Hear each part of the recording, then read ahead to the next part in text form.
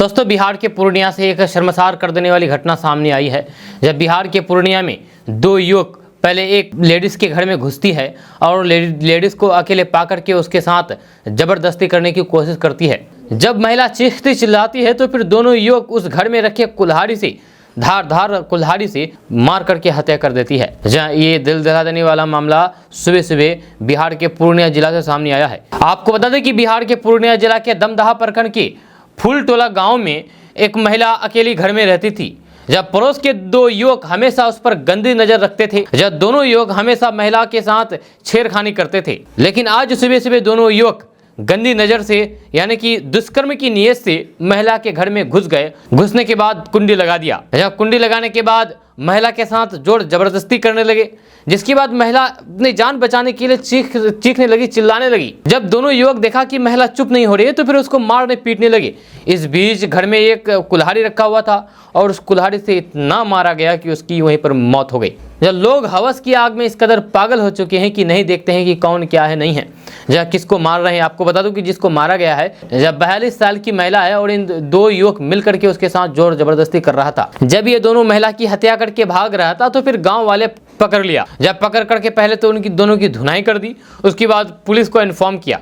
जब पुलिस आकर के मामले की छानबीन कर रही है और दोनों को गिरफ्तार कर लिया गया है, जब दोनों को हिरासत में ले लिया गया है और महिला की बॉडी को पोस्टमार्टम के लिए भेज दिया गया है। आपको बता दूं कि इस महिला की एक बेटी और एक बेटा है और ये घर में अकेली रहती थी। स्थानीय वार्ड पार्षद ने बताया है कि जब घर में कोई नहीं था तो फिर ये दोनों मौका पकड़ के आया और कुंडी खटखटाने लगा। जब महिला कुंडी खोली तो जबरदस्ती उसको अंदर ढकेलते हुए दरवाजा बंद कर दिया। उसके बाद फिर दरवाजा बंद करने के बाद महिला के साथ गलत काम करने की कोशिश करने लगा। जब महिला राजी नहीं हुआ तो फिर उसके साथ मारपीट की गई। मारपीट करते हुए जोर जबरदस्ती करने लगा। जब महिला समझ गई कि अब कोई चारा नहीं है तो फिर उन्होंने चिल्लाना शुरू कर दिया, जिसके बाद इन दोनों आरोपी घर में रखे कुल्हाड़ी से धारदार कुल्हाड़ी से वार करके उसको मौत के घाट उतार दिया। वहीं पर वार्ड पार्षद प्रेमलाल ने बताया है कि इन दोनों आरोपियों का नाम, एक का नाम है भगत हेम्ब्रम जो कि 35 साल के हैं, उसके बाद दूसरे का नाम है संजय टुडू जो 33 साल के हैं। ये दोनों अक्सर आए दिन महिलाओं को, दूसरे महिलाओं को भी गंदी नज़रों से देखता था और उनके साथ गलत हरकत करने की कोशिश करता था। इसी बीच गांव के ही संजय हेम्ब्रम की पत्नी संजयली देवी को गलत नज़र से देखने लगा। इन दोनों के ऊपर हैवान इस कदर सवार हो गया कि इन दोनों ने योजना बनाई कि नहीं, आज रात जाएंगे और इनके साथ गलत काम करेंगे। हालांकि रात में तो नहीं आ पाया, लेकिन सुबह सुबह इन दोनों ने आकर के इनके साथ गलत काम करने की कोशिश करने लगा। घटना की सूचना मिलने पर मीरगंज थाना अध्यक्ष सहित पुलिस अफसर घटनास्थल पर पहुंचे और दोनों आरोपियों को गिरफ्तार करके ले गए। जब पुलिस द्वारा बयान जारी करके बताया गया है कि इन दोनों ने अपना जुर्म कबूल कर लिया है, अब इन दोनों के ऊपर मुकदमा चलाया जाएगा। दोस्तों, बड़ी ही शर्म की बात है कि हमारे समाज में इस तरह की घटना बढ़ती ही जा रही है। जैसे जैसे समाज शिक्षित होते जा रहे हैं वैसे वैसे समाज में गंदगियां और ज़्यादा फैलती जा रही है।